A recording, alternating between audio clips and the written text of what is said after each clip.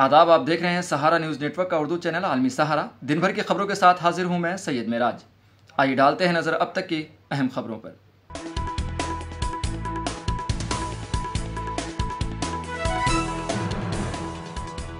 NEET इम्तिहान में हुई लापरवाही के खिलाफ सुप्रीम कोर्ट का सख्त कदम। एनटीए और मरकज को जारी किया नोटिस और मांगा जवाब। राहुल गांधी ने रायबरेली लोकसभा सीट पर बरकरार रहने का किया फैसला। बीजेपी में खलबली, कुंभा परवरी का लगाया इल्जाम। उड़ीसा के बालासोर में फिरका वाराना तशद्दुद, इंतजामिया ने गैर मुअय्यना मुद्दत के लिए नाफिज किया कर्फ्यू। महकमे मौसमियात ने बताया मौसम के हालात, शुमाली हिंदुस्तान में रेड अलर्ट, आहिस्ता आहिस्ता मौसम होगा तब्दील। फिलिस्तीन के मासूम बच्चे भूख और प्यास की शिद्दत से तड़पने पर मजबूर। जालिम इसराइल ने दूध पर भी लगाई पाबंदी।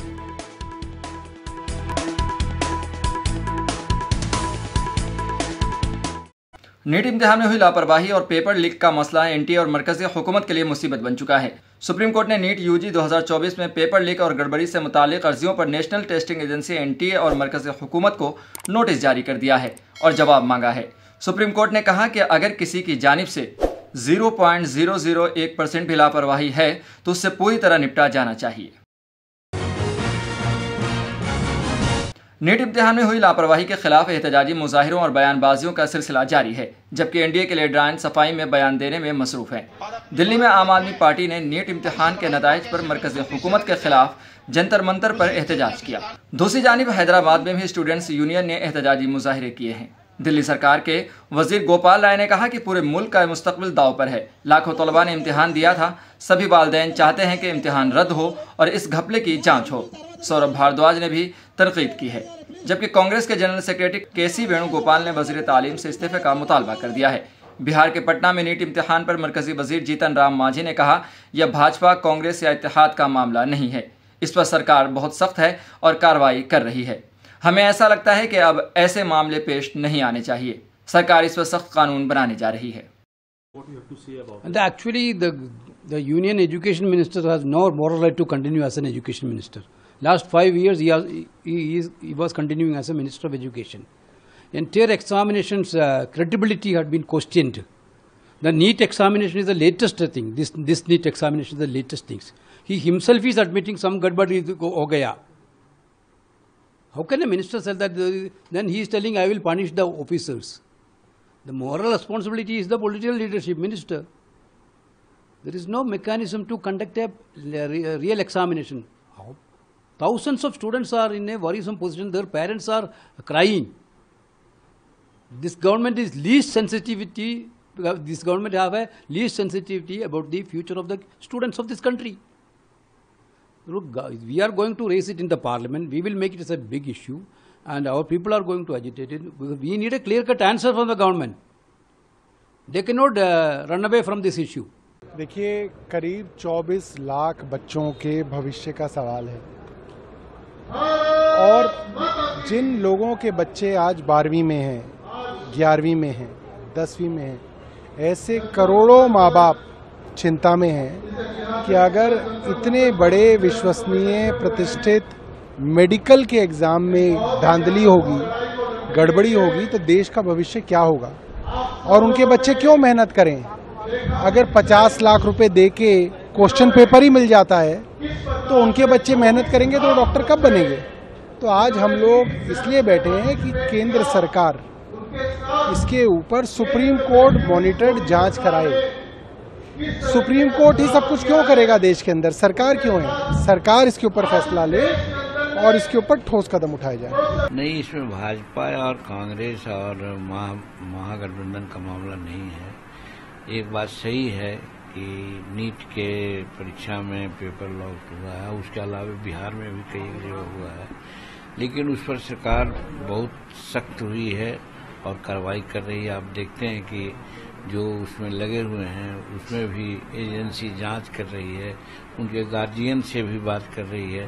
तो कहने का मतलब है कि उसको इरिडिकेट करने के लिए, खत्म करने के लिए सरकार कटिबद्ध हो गई है और हम समझते हैं कि आगे अब इस प्रकार की बातें नहीं होगी। लेकिन आपको लगता नहीं कि जिस तरह से लगातार, चाहे वो शिक्षक पेपर लीक का मामला हो, सिपाही पेपर लीक का मामला, इसमें कई मास्टरमाइंड पिन किंग जो है नालंदा के संजीव मुखिया और कई लोगों का नाम आ रहा है, तो इसमें लगता नहीं कि बिहार के जो गरीब और मेधावी छात्र हैं इन पर एक जरूर पेपर लीक होने से स्वाभाविक बात है कि जो गरीब है और मेरिटोरियस है उसका मेरिट और गरीब का जो होना चाहिए जस्टिस नहीं हुआ है।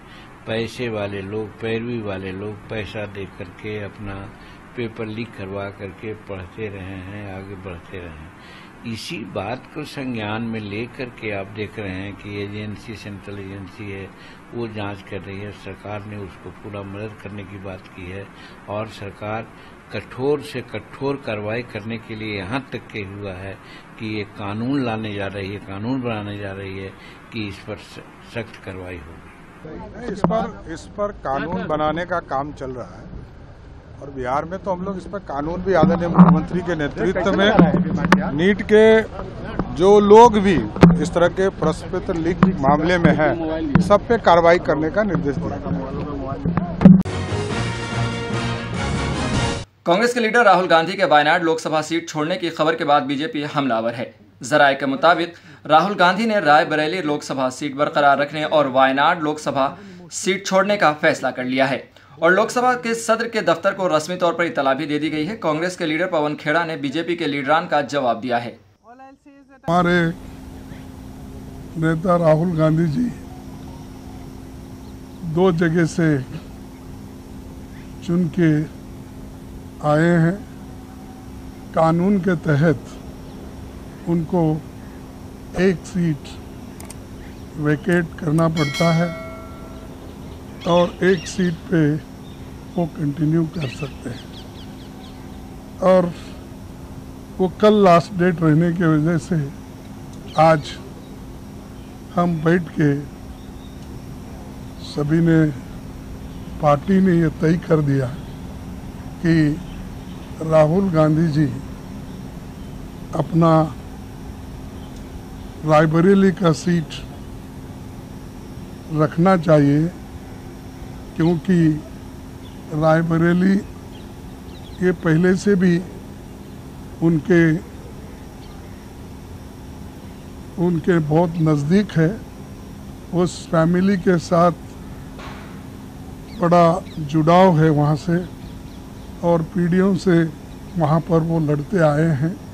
इसीलिए वहाँ के लोगों का भी कहना है और पार्टी के लोगों का भी कहना है कि पार्टी के लिए ये अच्छा होगा कि रायबरेली सीट वो रिटेन करे।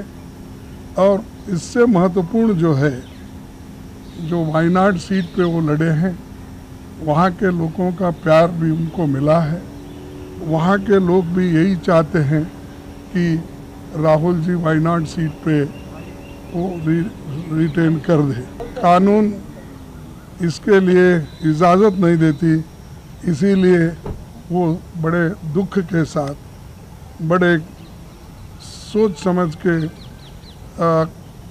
हमने ये तय करा कि वायनाड से खाली सीट पे प्रियंका जी लड़ना चाहिए और इसीलिए हम पार्टी के ओर से और मेरे ओर से उनको धन्यवाद देता हूं कि हमारी बात को उन्होंने रखी है और माना है दोनों ने।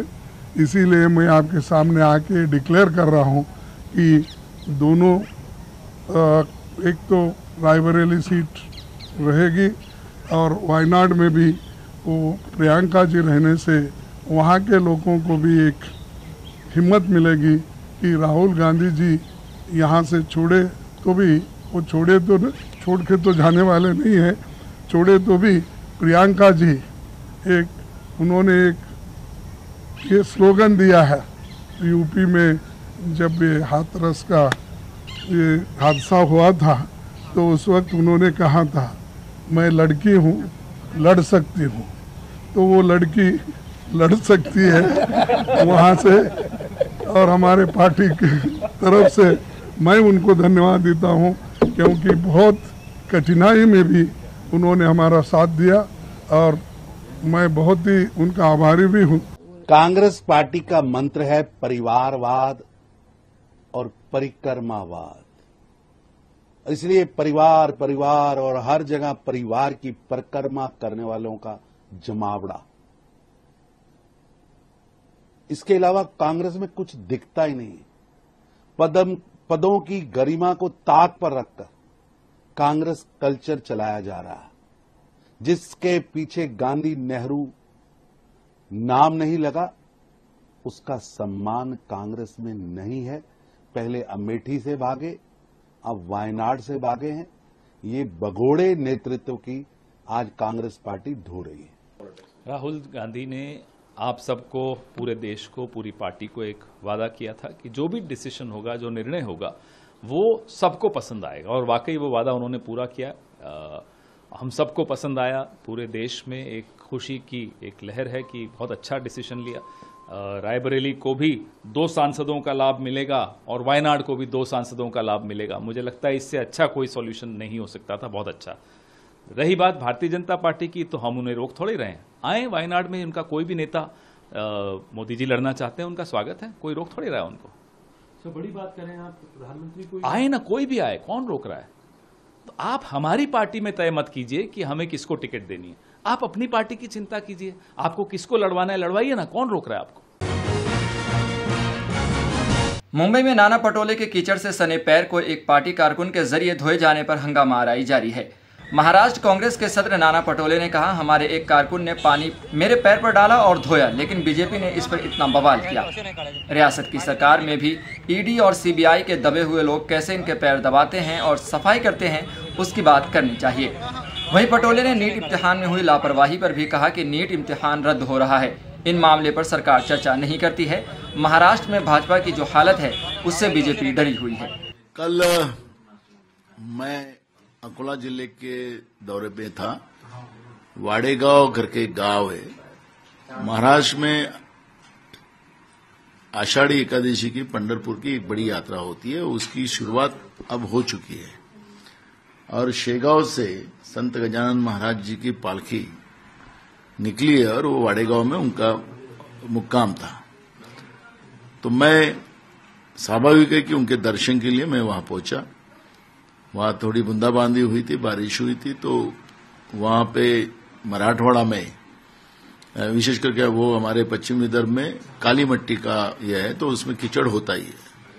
तो मैं गया, उसमें मैं दर्शन किया और दर्शन के बाद में हमारा एक कार्यकर्ता ने पानी का एक अंडा लेके आया और उसने मेरे पैर पे डाला, मैंने धोया। लेकिन इसका इतना बीजेपी ने बवाल किया। जो ईडी के जो दबे हुए लोग हैं, जो अपना कीचड़ कैसा साफ करते हैं अंधेरे में, उसके बारे में बात करना चाहिए ना। राज्य में, देश में भी बहुत है, राज्य की सरकार में भी ईडी के और सीबीआई के दबे हुए लोग कैसे कीचड़ साफ करते हैं, कैसे इनके पैर दबाते हैं, सर दबाते हैं, वो भी दिखाना चाहिए, उसके बारे में बात होना चाहिए। और महाराष्ट्र में जो किसान कर्जे के कीचड़ में फंसा है, उसके बारे में बीजेपी ने बात करना चाहिए। और यही लोग बोलते थे अगर हर घर में नल, नल में जल, तो वो रहता तो मैं नल पे जाके धो लेता था ना, पानी डालने की जरूरत नहीं पड़ती थी ऊपर से। लेकिन इतना ही हारने के बाद बीजेपी की ये हालत इतनी खराब हो सकती है कि कुछ भी बात को इस तरह से बवाल खड़ा करने का।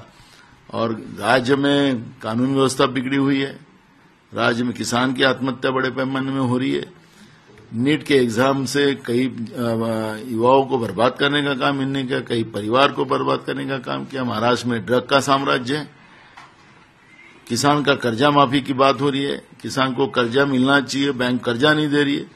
तो ये विषयों पे सरकार चर्चा नहीं करती, सिर्फ भ्रष्टाचार में लथपथ सरकार ये बहाना ढूंढकर जो हार इनकी लोकसभा में हुई, वो डर इनका इस सामने लाते हैं। और वैसे भी महाराष्ट्र में जो स्थिति बनी हुई है बीजेपी की, इनके बीजेपी में डर पैदा हो चुका है और इसलिए डर की वजह से इस तरह से एक किसान के लड़के को, जो छत्रपति शिवाजी महाराज का मामला बोलते, उसमें के लड़के को ये बदनाम करने का काम ये लोग कर रहे हैं। इनसे कोई डरने की बात नहीं। इनने ज्यादा मैं कोई पाप नहीं करूंगा। मुझे पता है सम्मान रिस्पेक्ट किसका कैसा रखना, वो मुझे पता है।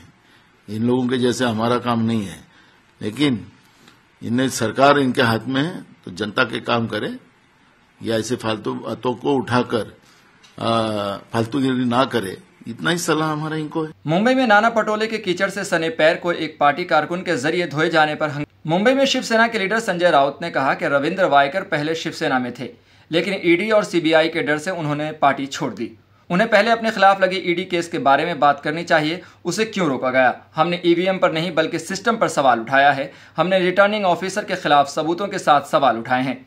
रविंद्र वायकर लोकसभा नहीं पहुंच पाएंगे। इनका मामला है, उसको लेकर रविंद्र वायकर बोल रहे हैं कि उद्धव ठाकरे और राहुल गांधी माफी मांगे, गलत खबर छापी और इस तरह से। देखो, ये जो आदमी है, क्या नाम उसका बोला आपने? रविंद्र वायकर। हाँ, वायकर, वो शिवसेना में था। ये आदमी शिवसेना से 3-4 बार बीएमसी में स्टैंडिंग कमेटी चेयरमैन बन गया, ज्यादा एमएलए बन गया, मंत्री बन गया, सब कुछ हो गया। उद्धव जी के बहुत ही करीबी थे। ईडी और सीबीआई के डर से भाग गया। हमारे जैसे लोग हैं, हम डरे नहीं, हम शिवसेना के, हम पार्टी में ही रुके हैं, ना जेल को डरे ना कार्रवाई को डरे। लेकिन ये डरपोक आदमी भाग गया। तो अभी हमें क्या ज्ञान दे रहा है ईवीएम के बारे में? आपके ऊपर ईडी की जो केस चल रही है उस बारे में बताइए, वो केस क्यों रुकी है। तो ये सब जो है अभी धीरे धीरे पता चलेगा क्या है। हमने ईवीएम के ऊपर आरोप नहीं किया है, हमने सिस्टम के ऊपर आरोप किया है। रिटर्निंग ऑफिसर ने जिस तरह से धोखा किया है उसके ऊपर हमने एविडेंस के साथ आरोप किया है। रविंद्र वायकर चुनाव हार गए हैं, ये चोरी चपाटी करके 48 मतों से चुनाव को जिताया गया है, वो अभी सामने आ जाएगा। सर, आपकी पार्टी के अनिल परब हैं। ओडिशा में बालासोर जिला इंतजामिया ने पीर की आधी रात से पूरे बालासोर म्यूनिसिपैलिटी इलाके में गैर मुअय्यना मुद्दत के लिए कर्फ्यू नाफिज कर दिया है। इंतजामिया ने यह कदम पीर को 2 कम्युनिटीज के दरमियान बड़े पैमाने पर तसादुम के बाद अमन व अमान बरकरार रखने के लिए उठाया है और इंटरनेट सर्विस भी मुअत्तल कर दी है। खबर रसा एजेंसी ने जराए के हवाले से खबर दी है कि हुजूम ने मुबैना तौर पर एक इबादत गाह और कुछ दुकानों को नुकसान पहुंचाया। शरपसंदों ने एक मकान को भी आग लगा दी, ताहम कुछ देर बाद फायर ब्रिगेड के अमले ने आग पर काबू पा लिया। मगरबी बंगाल की दार्जिलिंग में हुए ट्रेन हादसे के बाद रेलवे लाइन की मरम्मत की जा रही है। वाज़ेह रहे कि कंचनजंगा एक्सप्रेस ट्रेन कल दार्जिलिंग जिले के फांसी देवा इलाके में हादसे का शिकार हो गई थी। हादसे में 11 लोगों की मौत हुई है और करीब 25 अफराद जख्मी हुए थे। कांग्रेस के लीडर सुप्रिया श्रीनेत ने हादसे पर नाराजगी का इजहार किया है और कहा कि हादसे में कवच कहां गया। ट्रेन के बाद जो दुर्घटना हुई थी उसके बाद से लगातार रेल कर्मचारी काम कर रहे थे और बहुत मेहनत से उन्होंने जितने इन्फ्रिंजमेंट वगैरह था सबको हटाया। और जैसा कि आपने देखा था कि कल शाम को 6:30 बजे जो अप लाइन थी उसको फिट दिया गया था डीजल से चलने के लिए, और डीजल से बहुत सारी ट्रेनें आपने चलते हुए भी देखी होंगी। अभी सुबह में 7:30 बजे के आसपास में जो डाउन लाइन थी उसको भी फिट दे दिया गया, उससे इलेक्ट्रिक लोगों के साथ में ट्रेन चलेगी और यह काम 24 घंटे के अंदर में कर दिया गया है। रेल कर्मचारियों ने बहुत मेहनत से काम किया है और अभी एक इलेक्ट्रिक लोको जो पहली ट्रेन आएगी, पहली इंजन आएगी, उसको आप आते हुए देखेंगे भी। इस पे डाउन लाइन से अभी ट्रेन चलेगा। डाउन लाइन से अभी तक जो डीजल पे चल रहा था तो इस पे काम ओसी का काम शुरू किया जाएगा और 2-3-2.5 घंटे के अंदर में उसको पूरा कर दिया जाएगा। तो उसके बाद ये अप लाइन जो वो भी नॉर्मल फिट हो जाएगी। और जो सीआरएस भी आएगा ना, सीआरएस साहब तो कल ही से आए हुए हैं। उन्होंने घटना का मुआयना किया है, घटनास्थल का भी दौरा किया था और इसके बाद से आज से उनकी इंक्वायरी शुरू हो रही है। आज और कल इंक्वायरी चलेगी जिसमें कि बहुत सारे घटनाएं जो हुई, जो साक्ष्य प्रस्तुत हुए, जो कर्मचारी है, जो अधिकारी है, वो अपना बयान और अपना जो वाकया दर्ज करवाएंगे। उसके हिसाब पे सीआरएस साहब जो घटना के जो बेसिक कॉज थे वो बता करके देंगे हम लोग को। प्रीलिमिनरी जो है सिग्नल फेलियर के ये है, प्रीलिमिनरी बहुत सारे फेलियर थे, सिग्नल भी थे, लोको पायलट और बहुत सारे जो कर्मचारी थे उनका कुछ कमी नजर आ रहा है और उनके बारे में अंतिम फैसला सीआरएस साहब भी देंगे। कवच समझा रहे थे, अभी आपको मैंने दिखाया कुछ दिनों पहले। कवच प्रणाली आई है। कवच प्रणाली क्या करेगी? एक ट्रैक पर अगर 2 ट्रेनें चल रही होंगी तो पीछे वाली ट्रेन पर कवच से ब्रेक लग जाएगा, आपस में भिड़ंत नहीं होगी। क्या हुआ कल कवच का? ये क्या झुंझुने पकड़ाए जा रहे हैं देश को? 10 साल से रेल आवागमन का सबसे असुरक्षित साधन बन चुका है। लगातार जान और माल का नुकसान हो रहा है और लोगों को झुंझुने के नाम पर आपने कवच की बात कही। और ये क्यों हो रहा है? क्या एकदम से रेल फेल हो गई है? ये इसलिए हो रहा है क्योंकि नरेंद्र मोदी की सरकार और उनके मंत्री उदासीन है, अकर्मण्य है। उनको फर्क नहीं पड़ता कि गरीब गुर्बत में रहते हुए लोग, यंग लोग जो गाजर मूली की तरह भरकर रेल में आज जाने को मजबूर है, वो मर जाए, उनको फर्क नहीं पड़ता है। इसलिए ऐसा हो रहा है। रेल मंत्री हवा हवाई है। शायद वो महंगाई में, जैसे उनकी एक कोलीग ने कहा था मैं लहसुन प्याज नहीं खाता, वो कहते मैं रेल से नहीं चलता। चलिए रेल से, एक स्लीपर में बैठिए, 200 किलोमीटर की यात्रा करिए एक स्लीपर कोच में बैठकर, तब आपको पता चलेगा कि हिंदुस्तान की असली जनता, AC 3 में बैठ जाइए, आप AC 2 में बैठ जाइए, आपको पता चलेगा कि हिंदुस्तान की जनता किस तरह से आज आवागमन करने को मजबूर है।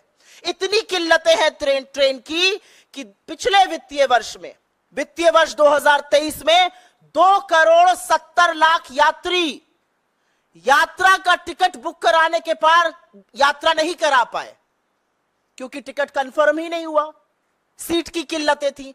2,70,00,000 लोग एक वित्तीय वर्ष में यात्रा नहीं कर पाए, उनका ट्रेन का टिकट वेट लिस्टेड था, वो रह गए। और यह निरंतर बढ़ रहा है। इसके पहले वाले वर्ष में यह संख्या 1,63,00,000 थी, वो बढ़कर 2,70,00,000 हो गई।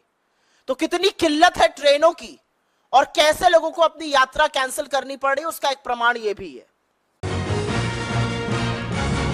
फिलिस्तीन के मासूम अवाम और मासूम बच्चे भूख और प्यास से तड़प रहे हैं क्योंकि उन्हें एक वक्त का खाना भी तरीके से मैसर नहीं हो रहा है।